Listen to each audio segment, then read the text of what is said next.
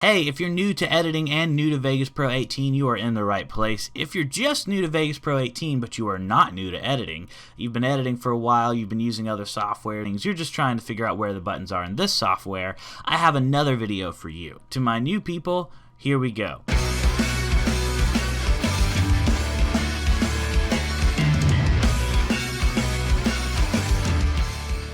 Hit File and New, and this is what you're going to see every time you start a new project.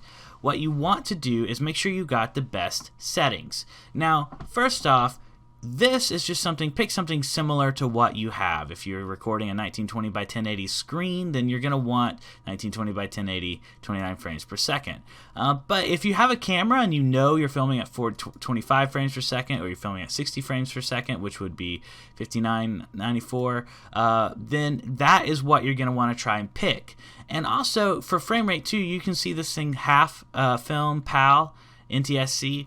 The difference between NTSC and PAL is NTSC is North America and Japan, while PAL is pretty much everywhere else. That's not 100% true, but in general that's the case. So go ahead and pick based off your region. So if you don't know, look up, does your country use NTSC or PAL? Google should tell you exactly what you need there.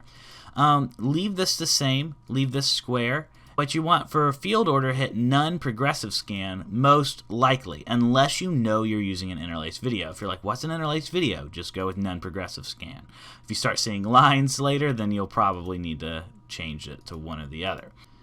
HDR mode is something you'll likely leave off unless you know you're filming with HDR footage. 360 mode is something you would likely leave off unless you know you filmed with a 360 camera. So we're not covering those today. In stereoscopic 3D mode, you can always turn on later, but right now, let's just leave it off.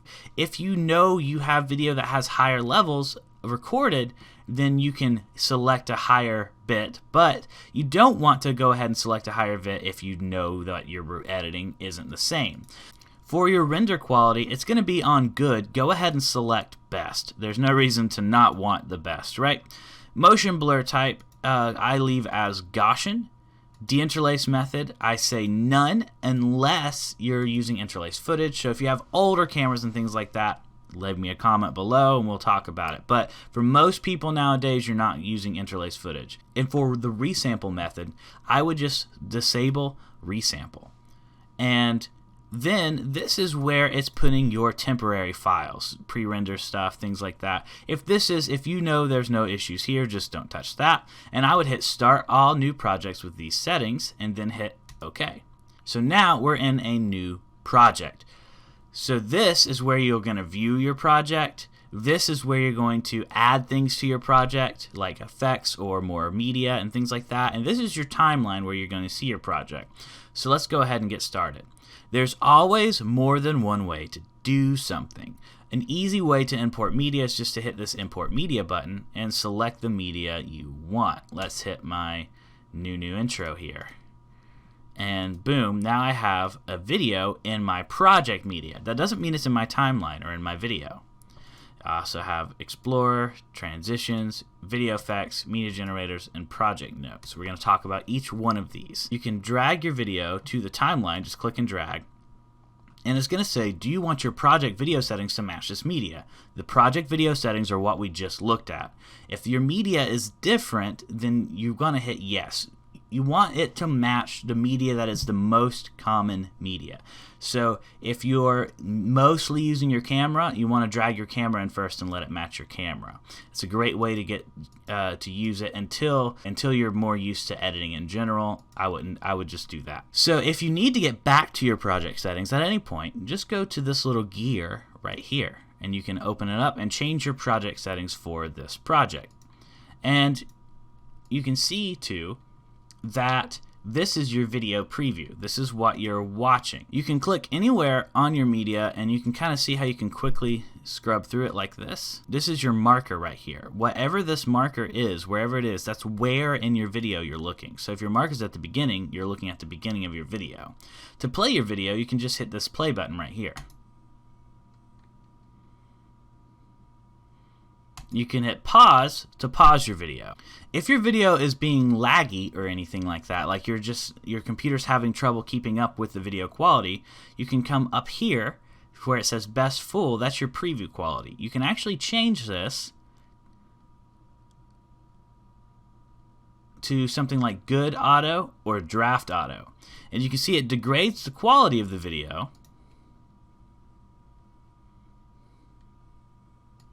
Degrades the quality of the video a lot, but it makes it easier to play back. For me, I'm going to leave mine in best full right now. When you're rendering your video, I would always go back to best and full before you render.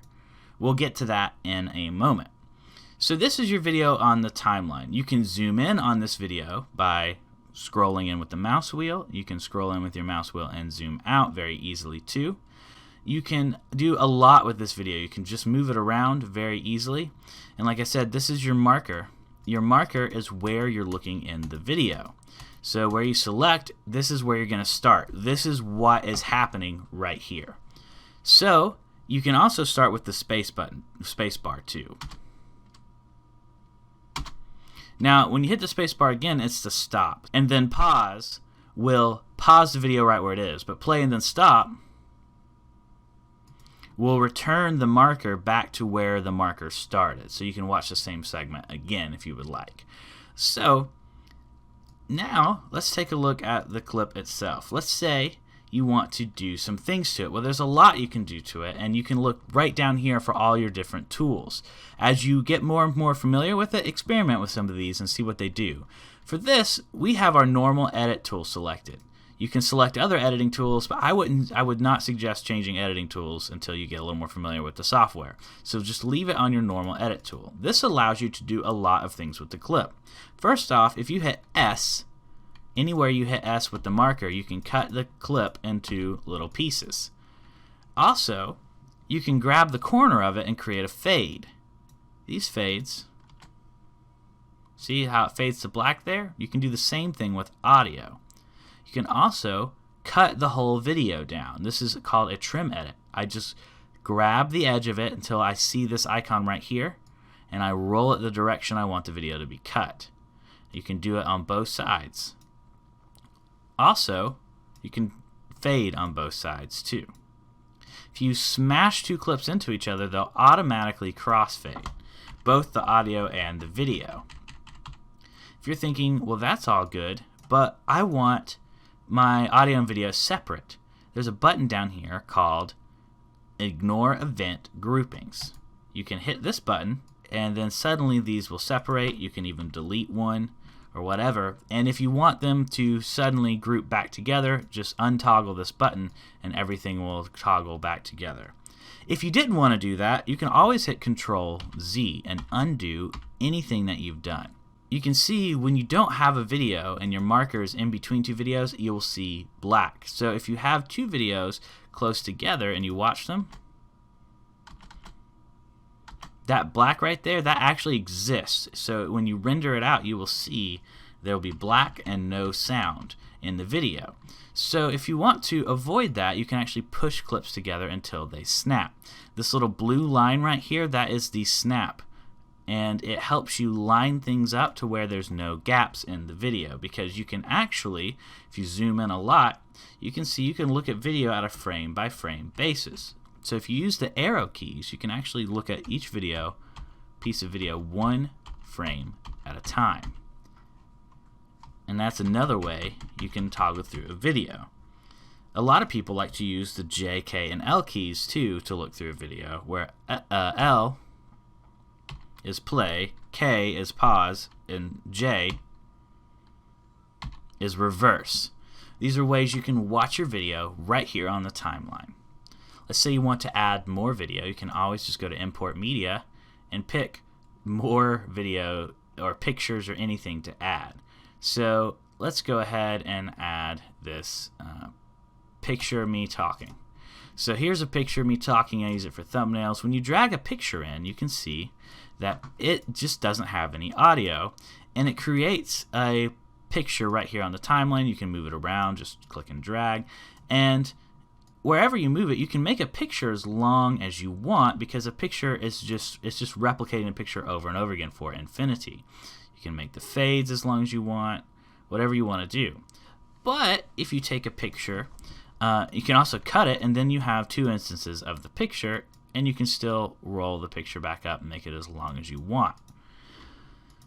Well, right here, this is where it differs. So now if I unroll this video, I can actually return it to its original size. You can see where I had cut it into pieces. So now this is duplicated several times because I've actually got multiple instances of this video existing because I've cut it into pieces. And then after I cut it into pieces, I took one piece and restored it back to its original size. Where it differs from a picture, see that notch there? If I continue to extend it, it'll loop. So here is every time the video starts over. Same in this direction too. Every time there's a notch, it'll start over, and that's how you can infinitely loop video. So that is importing video into your timeline and moving it around.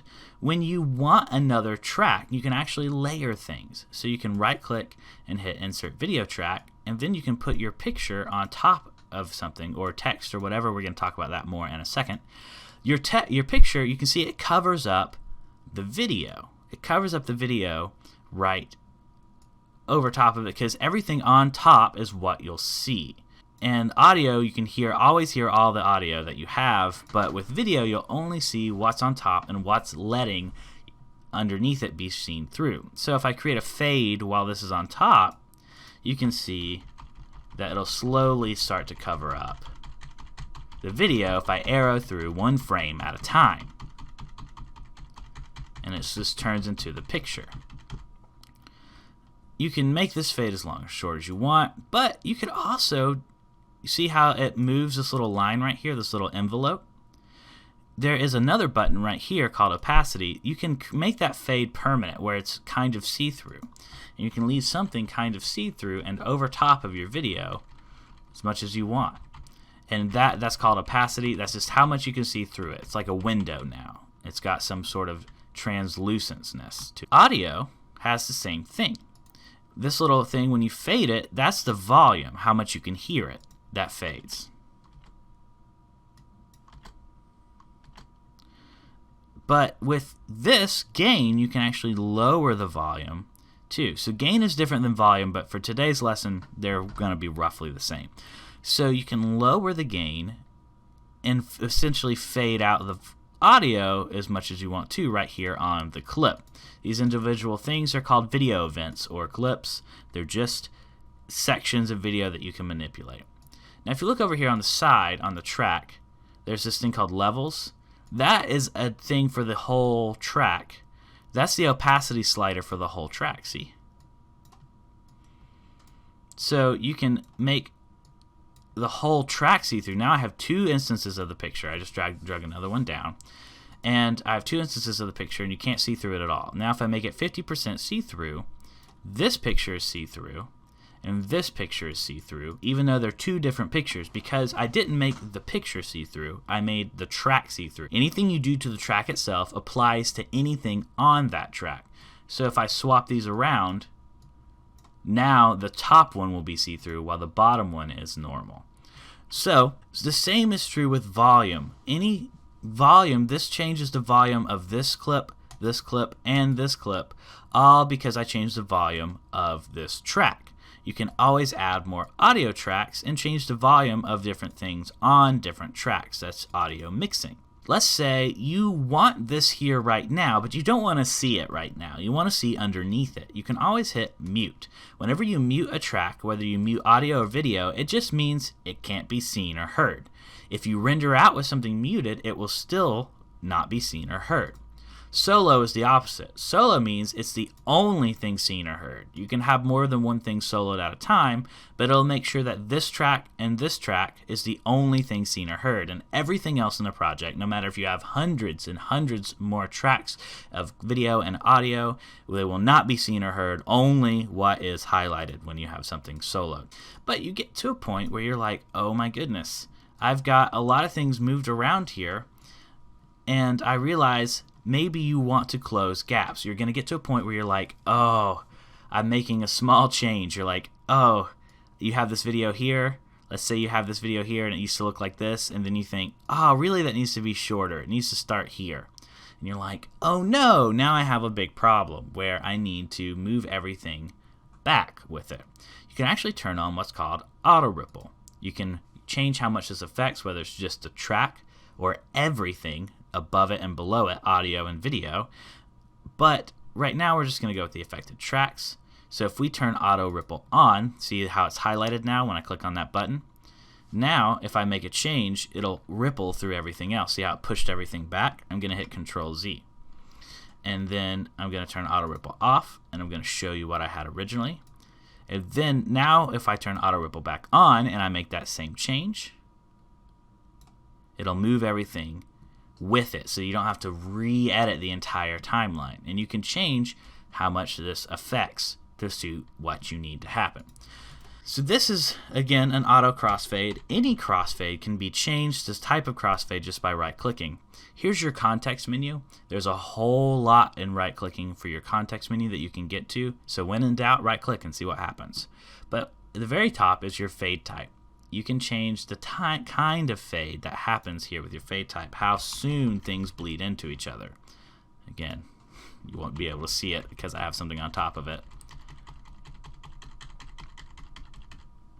So now that we've discussed a lot of those basics, let's go ahead and talk about just what it's like to add other things. So this is your Explorer window. You can use this to look through your desktop Explorer, but it's really the same as import media. So if you ever don't want anything, you can just hit X and get rid of it. You can make things bigger and smaller. You can move it around and change the size of everything, including track sizes and things like that. You can hit tilde to shrink all your tracks, and you can hit tilde again to return them all to the size they were before. So you can see there's a whole lot of customizability. Now when I play something, this is not just your video preview, this is also your audio preview.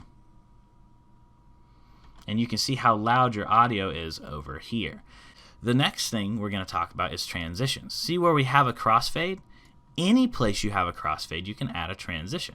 So transitions are just another way to change in between video clips. So if you create a crossfade of any sort, you can select any of these transitions. You can search for them. You can go through them pre-searched over here in this section. But if you want to search through them all, they're right here, and then you can search for any of them. Like if I type S, I'll only see the ones with S in the names. But let's go ahead and just grab this 3D spin one right here. If I drop it on there, you can see I can change a lot about it, but let's go ahead and click on the timeline so I can see it happen. If I arrow through, you can see it actually creates a 3D spin in between the two softwares. How long that is just depends on how long the crossfade was that it replaces. And all I have to do is slide them over top of each other more and less to have more of a longer spin. You can also change things like how many divisions there are in the spin. If there's extra spins, like how fast it spins, if it staggers when it spins, the spectacle light, like the fake light on the screen to show that it's spinning, to kind of give you that sense of it spinning. You can see a little shine on it. That's the specular light. See, and then your direction. It's going to spin bottom to top, left to right. All these things, this happens in your transitions. So whenever you add a transition, you can get the options to make changes to it. If you exit out of that box and you want to see it again, all you have to do is click Transition Properties, and you can bring that back up. If you want to add a video effect to a video, you just go to this video effects right here, and you can add anything you want. Now there are some of these that are for fixing things like stabilization, or some of these for making things look different, some of them for chroma keying and green screening, some of them for film grain, some of them for color correcting and things like that. Really, what I'm going to do is just show you the basic process of adding and removing one. Let's add picture and picture to the track. This one covers a lot of details. So picture in picture, I can drag it to a track right here. And you can see it actually made it smaller. And here's why. The picture in picture effect actually is a way you can take and move things around right here on the timeline. It makes your picture, it makes your video like a movable event. That's a cool thing. There's a lot of cool things your things can do. So now you can see I have that soloed. I need to unsolo it. Now, when I put this on top, you can see that this picture-in-picture stays wherever I put it. Whatever size it was or everything, I can just change it, and then now you can watch it back and you can see behind it.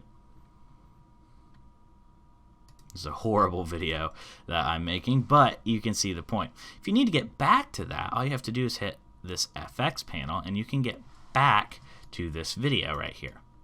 And you can change whether it's a fixed shape or a parallelogram or the angle the video is. This is where you can always adjust what you're doing. Sometimes you get adjustments right here on the video picture. Sometimes you don't. If you don't want this effect applied or want to see what it looks like when it's not applied, this is your effect chain. This shows you all the effects on this video. And you can just uncheck the effects chain to see what it would look like without the picture-in-picture effect applied. When it's checked, the picture-in-picture effect is applied. And you can always remove it by just hitting this remove, or you can add more by hitting this add, or you can always just drag more to it. So let's drag newsprint to it. So now let's pretend this is this has newsprint on it. I can get rid of newsprint, get rid of picture-in-picture. I can remove newsprint permanently. See how it disappeared in the plugin chain? That's the plugin chain. And it affects them in the order that I have in the plugin chain. So if you're wondering, does it turn it into a newspaper style picture first and then make it smaller? No, it actually makes it smaller, then turns it into a newspaper style picture. So if I swap these, you can see it actually creates smaller grains. It actually changes how this is affected, right? When I move these in the order they're in, you just click and drag. So that's something to consider, is what order you're adding the effects in, but they always affect each other in order. So this comes before this. But you can see every single video effect has its own things you can do to it, including animations and keyframes. We're going to talk a little bit about those in this tutorial. I just mostly that they exist, but I just want to point out this little clock. You'll see it a lot.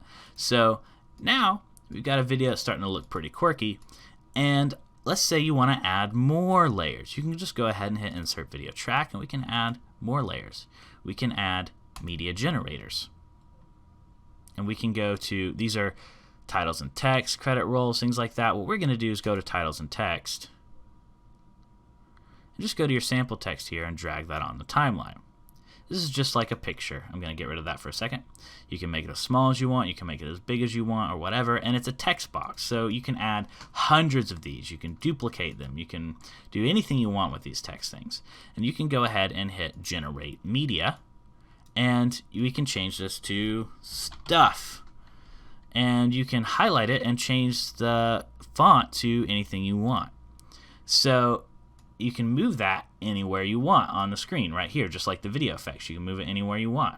And you can also see, it's looking pretty 90s now. You can change the color of it right here. See, I just open up this text color, and now we can change the color to whatever we want. And now you can add animations and stuff too, like if you want it to fly onto the screen. So it's kind of pretty crazy there, but so if we want this to fade onto the screen, simply add a fade onto the text.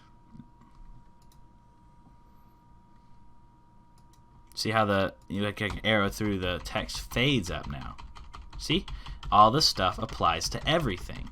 Now there's an animation, it fades up with the animation. How cool is that? We're layering this stuff, it's starting to get neater and neater. If you ever want to edit the text again, just click on this edit media button, and it also enables you to move it around. And so if you want to change anything else, you can go to advanced and change the background or the line spacing and things like that. You can change a lot of stuff in this thing. We're going to add an outline. I'm going to move it to the bottom left corner and change this all the way to dark to get it to black.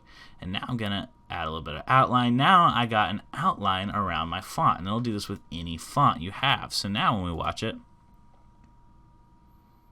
it's kind of a little crazy spaz of video below it here. So let me remove some of this video spaz and make this a little simpler. See all the stuff we can do. And I'm gonna open this back up again, and then You can also add shadows just by hitting this enabling shadows. You can change how the shadows fall on the screen, if the shadow's blurred or not, all sorts of cool things. So you see it's starting to bog a little bit if you start to have a lot of different effects. But you can always reduce the video quality playback to see it a little faster, or arrow through to see exactly what's happening with your video on a frame by frame basis. And again, those are the arrow keys on your keyboard. And so now we've covered adding text, adding pictures, adding video, and audio adds the same way as video. If you want to add an effect to audio though, you can't just go to the video effects tab and drag and drop to the audio. You got to right click the audio, go to audio event effect. And then here you can hit all, and you can see all the different audio effects you can add. Now, there's all sorts of good ones: EQ and pitch shift and noise reduction and noise gate and volume and wave hammer, and there's delay, all this cool stuff. I recommend messing with a lot of it, but you can just add that right there to the clip, and then you can edit that effect right here. And if you ever exit out of here, you can go right back to this effect button and open it back up and edit it again right there on the clip. So that's great, but you're thinking, oh, but what if I need to add an effect to like a whole video track? Well, you can do the same with audio or video. You can just right here and hit track effect, and you can see there's actually 3 tracks that come on every track. You'll learn more about these in other tutorials, but you can always add more audio effects to the entire track as well and mix it by different tracks. And let me show you visually what that does. So if we had a fancy one like a TV simulator, something very obvious to see, I could add that to the track itself, and then that will affect everything on the track. Meaning if I added more project media to the top track here, you can see how it affects everything on the track, which for this one is just the word stuff, but right here in the timeline means it's affecting the picture. If I delete that, it's gone, and you don't see that video effect right there anymore, but you still see it on the stuff. If you want to get rid of it, just go to track effects from the hamburger menu, click on the effect, and just hit the remove button right there. So you can do that with any of the layers. So now you can see this on the picture-in-picture layer is constantly doing it. If I remove it, I can add it to this bottom layer here. Now you can see the base layer is constantly doing it while nothing else is having the TV effect. So this is the basics of adding effects, adding media, adding everything you want, creating fades, searching through your stuff, moving. Don't forget about auto ripple, super important. One thing I want to mention before we talk about rendering out the project, I'm covering maybe like 5 to 10% of what the software can do. Don't worry, most of what you're going to be doing is what we've covered, which is adding media, cutting media, fading media, adding and removing effects. And there's so much more to learn. So subscribe, and we'll have videos covering all these topics over time, and a lot of them I've already covered in other tutorials. So the last thing you're thinking is, okay, how do I get my crazy video to render out to YouTube? Well, if you click above the timeline here, you can click and drag and create an endpoint and outpoint. This is what's also called the loop region. The endpoint and outpoint, it stops right here. See where the little arrow is? Make sure it stops and snaps. See how it snaps? Stops and snaps at the very end of your video, and stops and snaps at the very beginning of your video.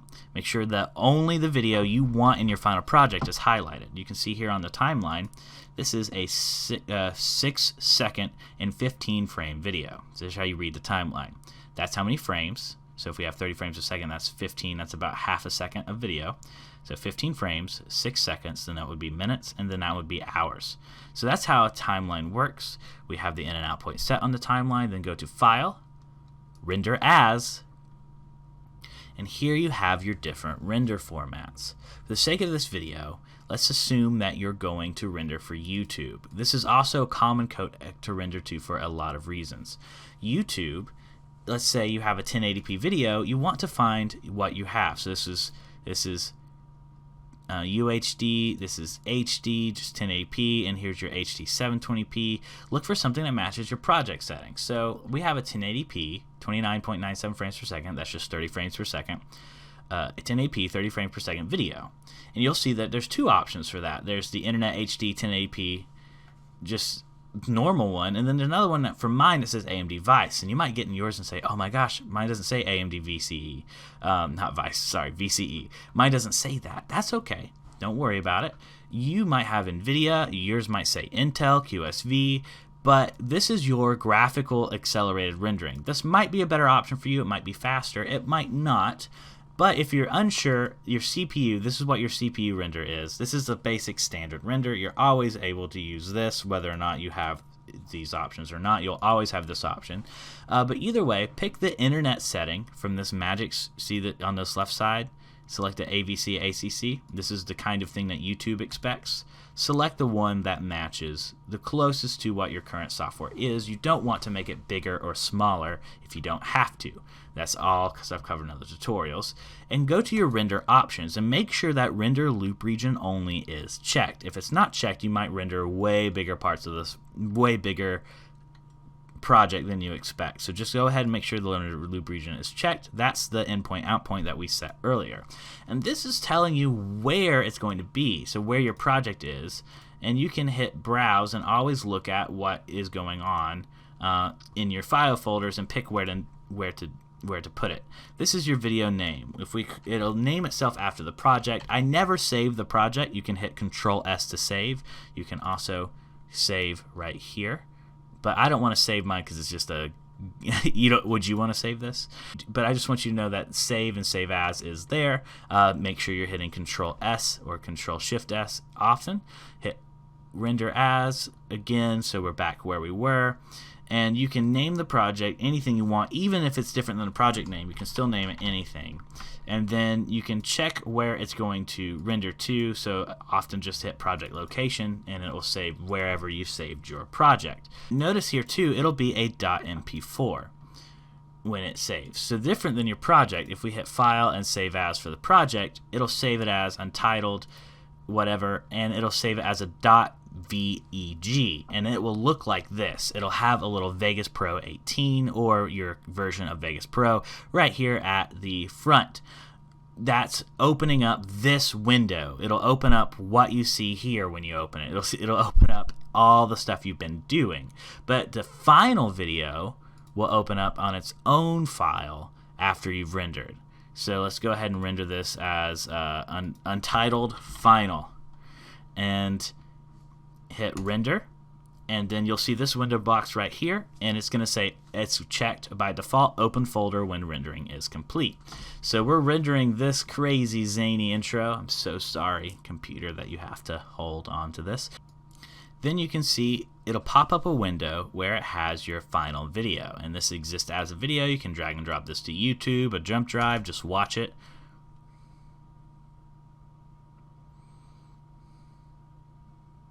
Whatever you want to do. So you can buy my Udemy course if you want to know more about not only editing in Vegas Pro 18, but also editing styles, like editing, how to edit, what shots to choose, more about editing in its art form inside of Vegas Pro. So that is in my Udemy course, but I have tons more just about how the software works and things like that on this channel for free. So thank you so much for watching. Like if this video helped you out. Subscribe if you're looking for more. I'll see you next time.